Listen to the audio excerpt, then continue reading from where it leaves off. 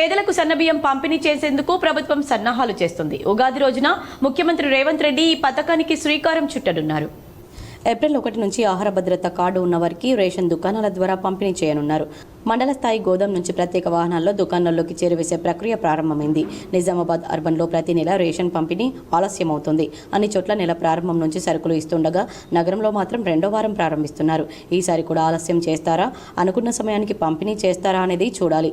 కార్డులో ప్రతి సభ్యుడికి ఉచితంగా 6 కిలోలు అందజేస్తారు. బయట మార్కెట్లో సన్నబియ్యం ధరలు ఆకాశాన్ని అంటుతున్నాయి.